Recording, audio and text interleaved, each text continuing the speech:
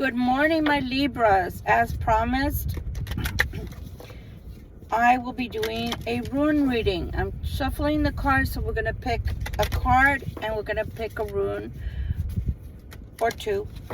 And it's going to be a mini reading, M-I-N-I. So don't freak out. Be like, oh my gosh, that was too short. The runes are not meant to be long readings. Okay? I have two books in front of me. And the reason I have two books in front of me is because I haven't done the runes in over a year. And I was just learning the runes to begin with. So you're going to get answers from two different books. Okay? And so let's start. If you don't like loud sounds, cover your ears. Turn down the volume.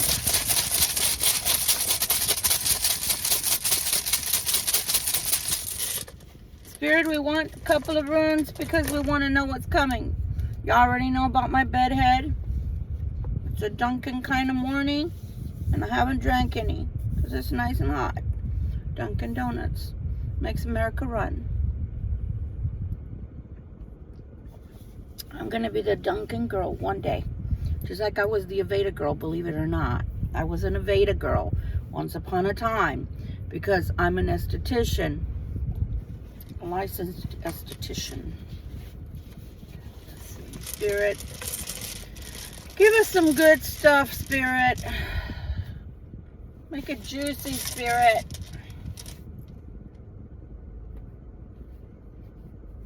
Please and thank you. Okay, I took 3. Let's see here. I don't want to take 3 cards. Okay, great. Perfect, because it came out different. Okay, so I'm taking the one card. Let's take the card last. So the first one, I think it's Pertha. And I'm doing it as a love. Look at my hair, it's crazy. I'm doing it as a love reading. Okay, Pertha. Pertha. Celebration. This part is very, very small. It's a gateway. Is it the same one? No, it's not. Let's see. Is it? Nope. It's joy. Celebration. Joy, serenity, celebration. Wunjo. Wunjo. Let me see. Which page? 120. Let's see what 120 tells us. Page 120. Wunjo. W-U-N-J-O. This rune is a fruitful bearing branch. Now you can rejoice, having been carried across the gap of the will of heaven. There is a place inside our being where serenity dwells. Take time each day to nourish yourself with the comfort to be found here. Each time you draw Wunju, I say Wunju, it might be Wunjo, okay? Regardless of the challenge you may be facing, take it as an invitation to celebrate what is nourishing and pleasing in your life. Find the good and praise it. Celebrate your victories, the hardships you have overcome, a job well done. Celebrate the milestones, the birthdays and anniversaries, exams passed, and promotions achieved. It's going to be a bad allergy day. Pardon me. Celebrate the family and friends you love and care about and would miss if they were all gone from your life. Okay, let's see what it actually tells us, because this is long. Interesting. I'm going to use the other one.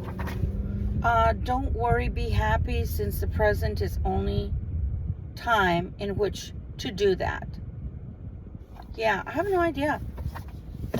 I have no idea. What you talking about, Willis? Just give me the meats and potatoes. I don't need the bullshit.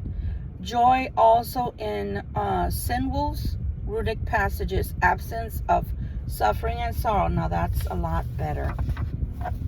One book is very old. It's by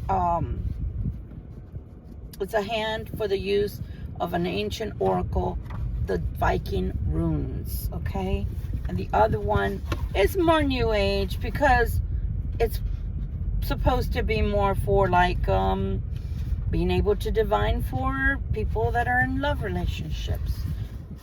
All right. So this one, it says there's a new clarity which may call for you to renounce existing plans, ambitions and goals. I'm going to repeat that because all of a sudden my allergies and I don't want to clear my throat because that would hurt your ears. There's a new clarity which may call for you to renounce existing plans, ambitions, goals. It is a proper time and timely that you submit. For Wanju or Wangu is a rune of restoration of the self, properly aligned to the self. Did you understand what that meant? Properly aligned to the self. That means that you're in balance. That means that you're finally doing what's right, not only for you in business and career, but for the self, for you on a personal level, to where you can start feeling balanced. You can start feeling like your life is going and heading in the right direction. Okay? But for some reason, I don't know why I'm getting that you may not be on the right track. Career, you may not be on the right track for things that, ambitions that you may have of your own. I'm going to give an example. When I left, I came here, right, to New Hampshire, but then my bright idea was leaving about three months ago. My bright idea was leaving because I had a project that I wanted to do, and the project was great, and I thought it was for the right reasons, and it was godly. And when I left, I put in 40 resumes. 40 resumes. I had 2 no's because I have so much experience, and the people coming in to the country can be paid at $7.25 an hour. And then I had one that only wanted to give me 8 hours a week to work, and the other one wanted to take all my weekends. And I was like, no, you're not doing that to me. So sometimes I was going to anchor that in order to get the other thing going, right? It didn't work out. It didn't work out because it's something I wanted. And the other part is I never brought God into the subject. I brought him into the subject because I thought that's what he wanted me to do. So because of that, I put it in my head, this is a noble cause. This is a noble thing I'm doing. It's going to bring me money. It's going to help people. It's the right thing to do. But I never asked God, what do you want for me? What do you want me to do? As your vessel, as your servant, is this what I'm supposed to be doing? Nope. I got in my car, I packed everything, got in my car and left. Only to have to come back to New Hampshire because it didn't work out. So something like that is going on in your life. You might want to tweak that. Okay? Let's check out the next one. But it's a good thing because none of them came out reverse, okay? None of the runes came reverse because in case you didn't know, the runes do come in reverse. Defense. The next one is defense. You know what? I'm so sorry I didn't show you the rune. How rude. Okay? And yeah, they're gonna look backwards. They're gonna look backwards when you're looking at them. Because for some reason the camera gives you a mirrored effect. Okay? Sorry about that. Alright, let's read again. This is a defense rune. Defense rune. It says Yi tree. It's W. I'm sorry. Where the heck did I get W? I'll tell you, my brain doesn't work unless I have coffee. Y-E-W. I saw the W first. I transposed it. I have dyslexia and I don't even know it. It's YEW tree. That's the name of the tree. A bow made of Yi, rune magic, avertive powers, runic calendars, or prime staves. So you can make a staff out of that wood, or you can make a wand out of the wood, okay? But it has defensive powers. Okay, let's go here. That's number 78. Okay, on this one it says defense avertive powers. It says, as we are tested, we fund the power. We fund, F-U-N-D, the power to avert blockages and defeat. At the same time, we develop in ourselves an aversion to the conduct that creates stressful situations in our life. So you have to learn how to avert stressful situations and blockages in your life. There appears to be a blockage in your path, but even a delay may be proven beneficial. Do not be overly eager to press forward. This is not a time or situation in which you can make your influence felt. Patience is the console. EIHWAZ, EIHWAZ, offers nothing hectic, no acting needy or lusting after a desired outcome. This rune speaks to the difficulties that arise at the beginning of a new life. Often it announces a time of waiting for a spring to fill up with water, for fruit to ripen on the bough. Perseverance and foresight are called for here. The ability to foresee consequences before you act is the mark of a profound person. Avert anticipated difficulties through right action.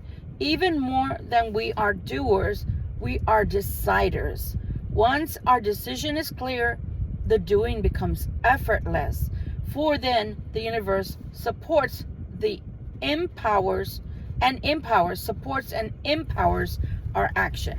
Receiving the rune EIHWAZ, you are put on notice that through inconvenience and discomfort, growth is promoted. This may well be a trying time. Certainly it is a meaningful one. Set your house in order, tend to business, be clear, and wait on the will of heaven. So that's what this one is. And the first one is telling us that we may not be hitting the mark. We may not be going in the direction that we're supposed to be going in, right? Even though we might want it, but it may not indeed be what is required, okay? I think that's Burka. Let's see, that's the last one of the runes. That means growth. That means growth. There's growth coming. Where are you? They're so teeny, teeny, tiny on the side. It's like a precursor. Growth. The birch tree, associated with fertility, cults, rebirth, and new life. And that is page 92. Page 92. Okay. All right. Growth, rebirth, a birch tree. The rune of life process. Another of the cycle runes. Berkana. Okay. I said Burka. Berkana denotes that form of fertility which promotes growth, both symbolically and actually. So it's going to promote personal growth in your life. The growth may occur in affairs of the world, family matters, one's relationship to oneself, or to the divine. Did y'all hear that? So the growth is coming in these areas. Family matters, matters of the world. I feel like I have something on my lip. Matters in a relationship of the heart or to the divine. This is a leading to rune in that it leads to blossoming and ripening. What is called for here is going into things deeply with care and awareness. You have to have care and awareness during these developmental times. Berkana is concerned with the power of influencing development and with the flow of things into new forms, into their new forms. Its action is gentle and penetrating and pervasive. So it's going to be a deep change. Whether you like it or not, it's going to be a deep change. First, disperse resistance. Yep. Then accomplish the work. For this to happen, your will must be clear and controlled. In regard to this issue, your motives must be correct. Any dark corners, remember, shadow work, people. Do your shadow work. Any dark corners should be cleansed. This must be carried out diligently and sometimes with expert help, meaning people like me. Modesty, patience, fairness, and generosity are called for here. So, modesty, patience, fairness, and generosity are called for here. Do you process these virtues? I'm sorry. I need my coffee. Do you possess these virtues? Once resistance is dispersed and rectification carried out and seen to hold firm, then through steadfastness and right attitude, the blossoming can occur. Ooh, man, that was a mouthful. Yeesh. Okay, first things first, recap. You're not going in the right direction, or it needs tweaking to go into the right direction. When you go into the right direction, you're being offered the right path and guidance by God. Guidance is being given in all matters of your life, pretty much. But in order for that to come to pass the correct way, you have to be correct. Meaning, you have to be correct within yourself. You've got to be righteous. You have to have almost, I want to say, the attitude of the hermit, which is a wise person, right? And being modest. And not having the attitude of being boastful is what I'm hearing. Because sometimes when things start going right, people forget the hard times and they start acting all kinds of foolish. And then what? Ooh, shit. Okay. The last one, which is the card, Othila. I'm going to read the card first. On the card itself, it says home. It says inheritance, property, family, responsibilities.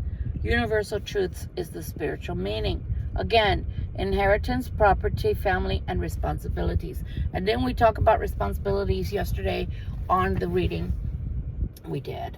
And not allowing people to deter you from those responsibilities. So that one is talking about separation. Page number 68. Separation, property or inheritance, possessions. Also native land and home. Page number 68. Page 68. Okay. Retreat, separation, inheritance. This is a time of separating paths. Are people getting a divorce here? Old skins must be shed. Outmoded relationships discarded. Holy shit. When this rune appears in a spread, a peeling away is called for. Othila is a rune of radical severance. The proper action here is submission and quite probably retreat, knowing how and when to retreat and possessing the fairness of will to carry it out.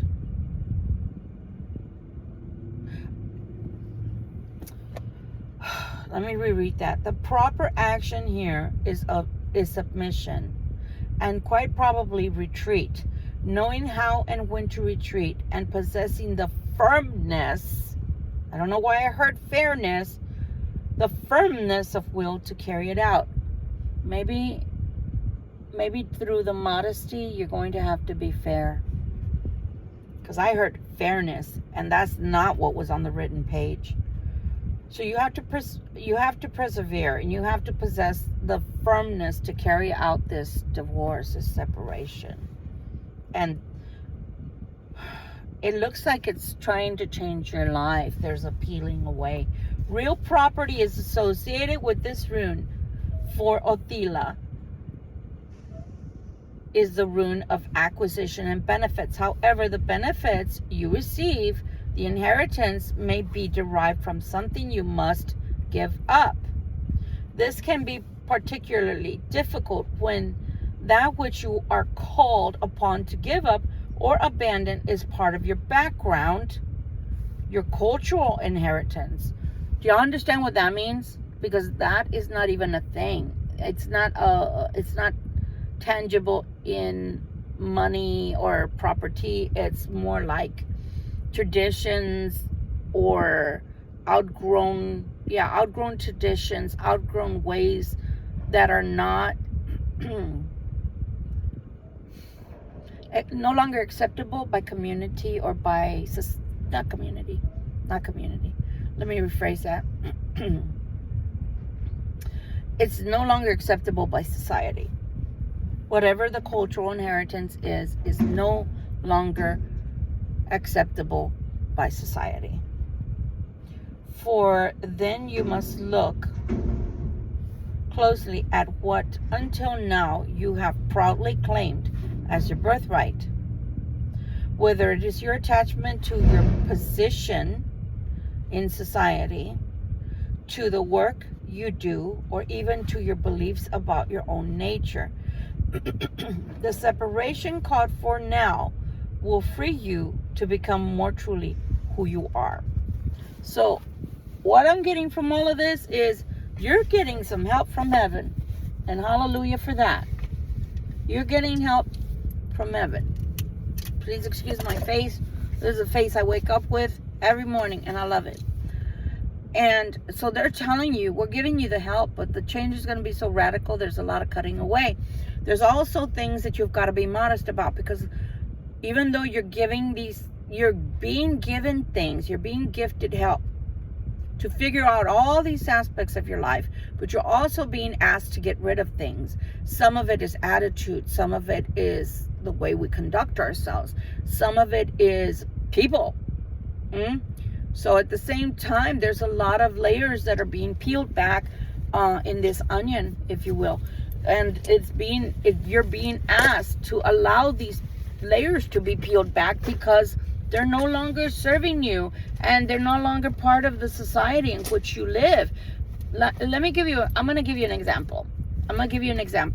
And people, you can be pissed all you want. I always claim my ancestry because it is my ancestry. I cannot help that I was born in San Antonio, Texas, and then my dad was born in Madrid, but that our ancestors came out of North India. I cannot help that happened, 1,000 years ago, that for whatever reason they decided to leave, whether pressure, whether danger, whatever it was. Okay? I'm going to give you a for instance. Both in the Indian culture, in some parts of the Indian culture, as well as the Romani culture, young marriage is allowed. Young marriage, very young marriage, right? And then not only that, the Romani is trying to get away from pardon me, I have to clear my throat. I can't talk. Is trying to get away from not allowing their children to go to regular schools, because the form of education that they would normally give them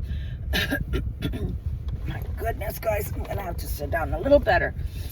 The form of education that we used to receive, meaning my people, was at home, and they didn't believe in outside influences. They didn't believe in mixing with society.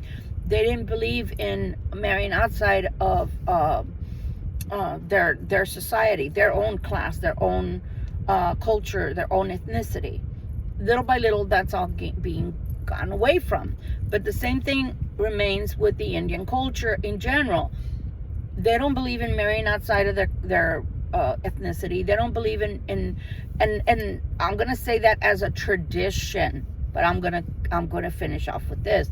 So as a tradition, they don't believe in necessarily marrying outside of their ethnicity or their caste, right?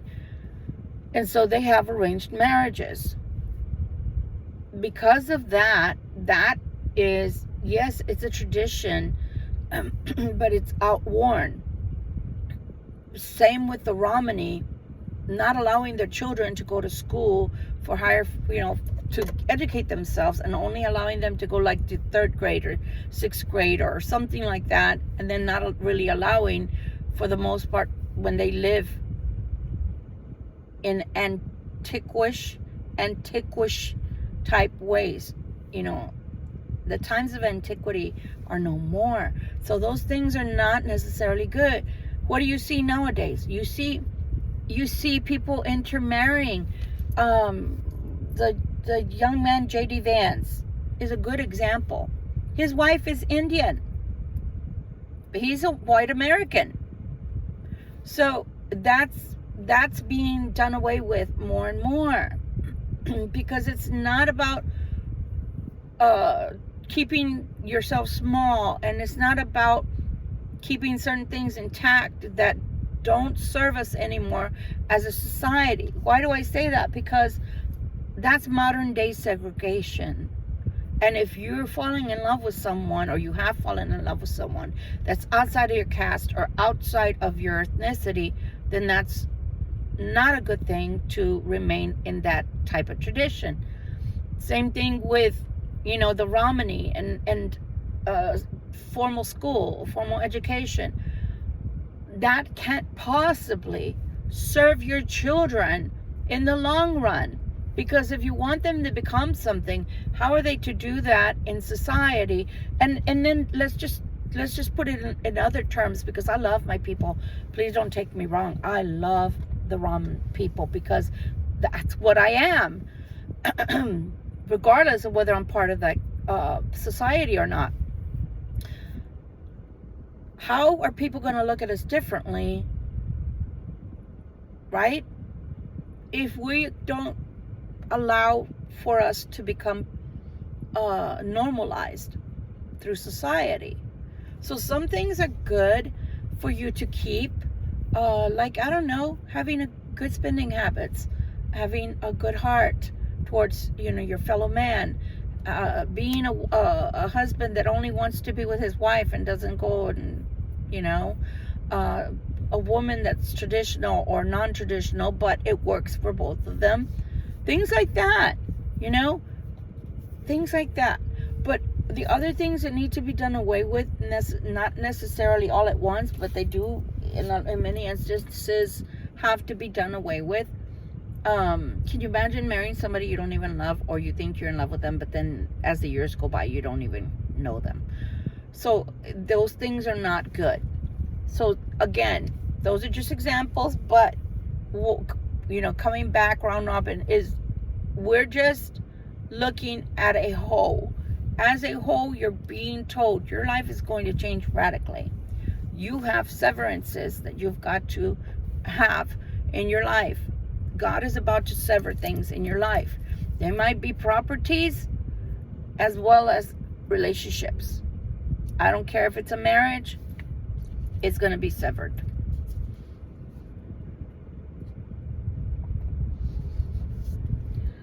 The other thing is, if you're not a modest person, meaning you're boastful and you're someone that wears everything that they have and own on their sleeve, as the saying goes, you're about to be cut down and made modest, humbled.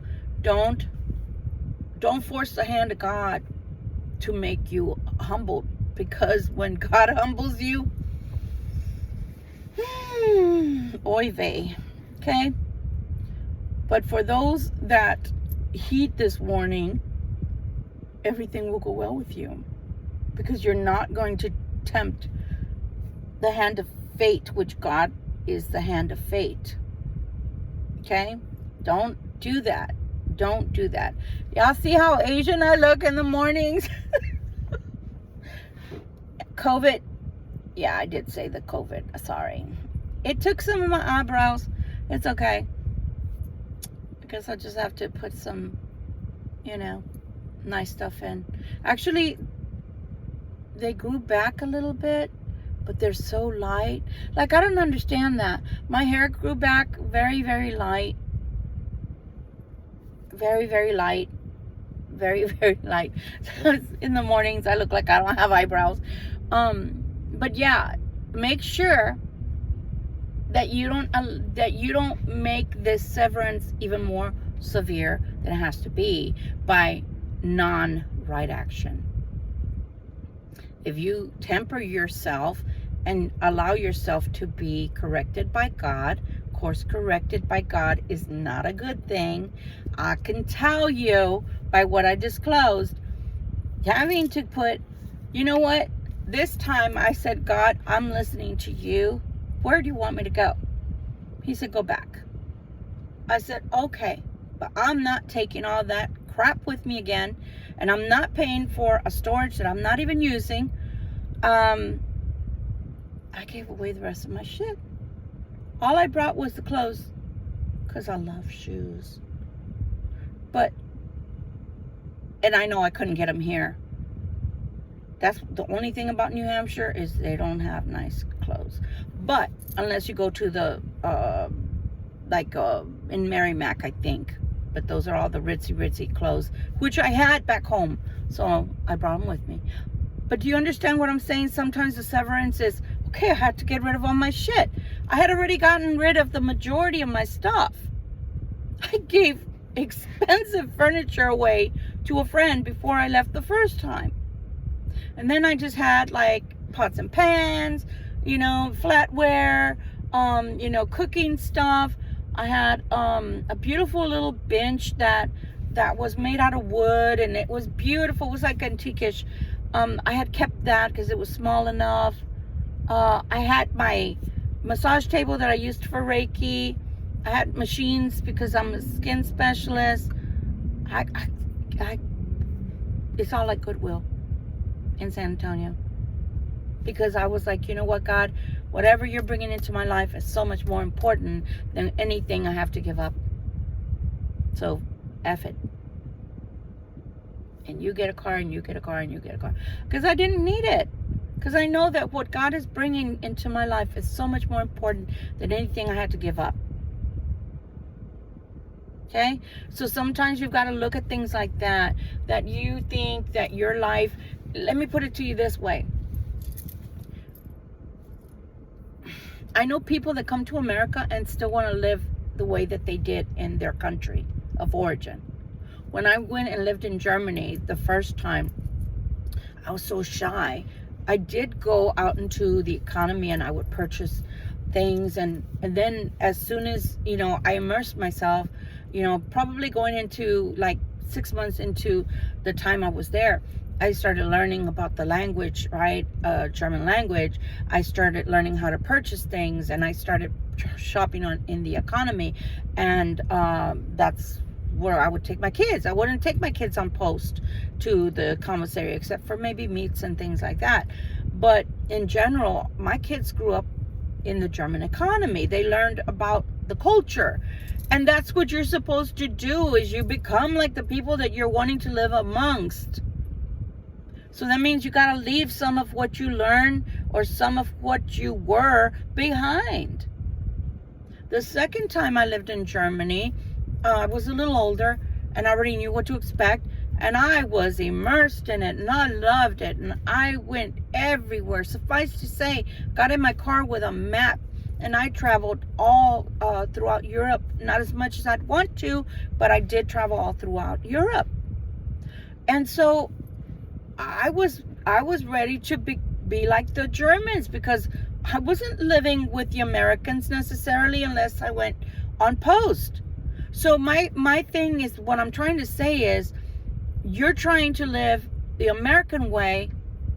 You come from another country, but you're not willing to change some of your culture, some of your some of your culture and traditions. Why? Why didn't you just stay in your own country then? Because then that way you can have your full culture, your full traditions, and you don't have to follow the American way. It's just an example I'm giving. That's what I'm saying, is there's things that God wants you to change. I didn't pick those runes necessarily. I picked them out of a bag. But God gave me those runes to give to you. Odin, if you want to call it that way. Right? But the thing is, when we have messages to give to people, something needs to change and they're having a hard time changing, or they don't want to make the change, and God is creating a severance. And I'm laughing because I am prime example of when God has to do the severance for you. That's like me as a parent saying, move out of the way, I got it. No, Mom, nope, I've got it. No, Mom, let me do it. But I asked you to do it twice, and you didn't. And I can give you an example that sounds cheesy. Going into my daughter's room and picking up the dirty clothes myself. Going into my son's room, looking under the bed, and yeah, he was a nasty little boy. Spoons, forks, and I don't know what else under his bed. So, as a parent, if God has to come and say, I had already given you the opportunity to do it yourself, you didn't do it. Move out of the way. Because that's a total radical change, guys. That's going to be a total and radical change. I love you guys. I hope you got something out of this rune reading. Yeah. After I wake up and am able to read, I'm telling you, fairness came out instead of firmness. So somebody has to be fair but firm. Love you. Hope you have a good day. Every day, we've got to look at every single day as a new opportunity. You know, I used to have an Etch-a-Sketch when I was a little kid, and my kids had Etch-a-Sketches also, and I would love it that you just had to, you know, erase everything, and then you could start writing again on your Etch-a-Sketch. You remember that?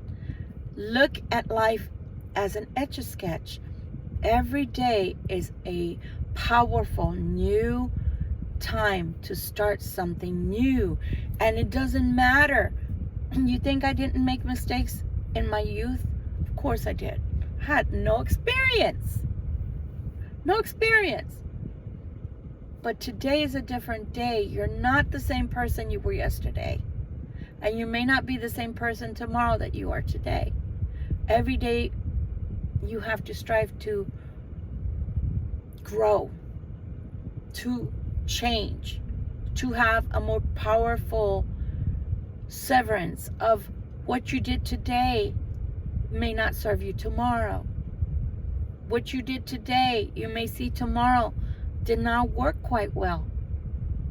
So every day is an opportunity to make things better and better and better. My life is getting better and better and better. Every day, my life is getting better and better and better. And so it is. Much love and light. Bye.